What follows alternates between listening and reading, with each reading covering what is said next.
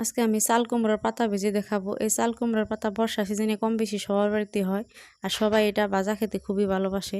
তো আমি তার জন্য আতপ চাল বাটা নিয়ে নিছি আর সর্ষে বাটা নিছি। আমি সর্ষের সাথে আদা আর রসুন অল্প বেটে নিছি। তারপর এখানে গুঁড়া মশলা দিয়ে দিলাম, হলুদের গুঁড়া, ধনিয়ার গুঁড়া, জিরার গুঁড়া আর মরিচের গুঁড়া, পরিমাণ মতো লবণ। তারপর একটু পানি দিয়ে এটা ভালো করে এভাবে হাত দিয়ে মাখিয়ে নিলাম।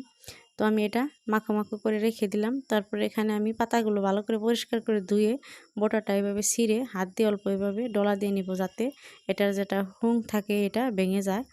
এভাবে একটু ডলা দিয়ে নিয়ে আবার আমি এখানে কড়াই বসিয়ে দিলাম। আমি প্যানটা চুলায় বসিয়ে দিয়ে আমি একটু তেল দিয়ে তারপরে আমি এখানে পাতাটা প্লেটের মধ্যে নিয়ে নিলাম।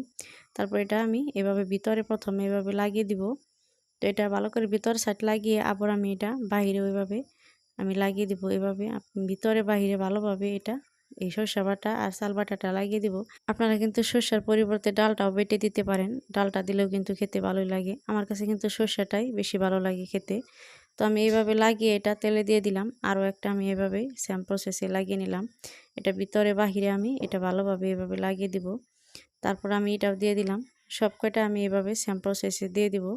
তারপর আমি একটা ঢাকনা দিয়ে দিব, কিছুক্ষণ ঢেকে দিব। তো কিছুক্ষণ পর ঢাকনাটা উঠে একটা সাইড হয়ে গেছে, এটা আমি উল্টিয়ে দিব। তো এভাবে আমি উল্টিয়ে পাল্টিয়ে এটা ভালো করে কড়া করে একদম মশমশা করে ক্রিস্পি করে আমি এটা ভেজে নেব। তো দেখুন এটা আমার ভাজা হয়ে গেছে। এটা কিন্তু গরম গরম ভাতের সাথে খেতেও ভালো লাগে বা এমনিতেও খেতে খুবই ভালো লাগে। এভাবে আপনারা চাল কুমড়োর পাতা ভেজে খেয়ে দেখবেন, খুবই ভালো লাগে। ভালো লাগলে লাইক সাবস্ক্রাইব করে দেবেন। আল্লাহ হাফেজ।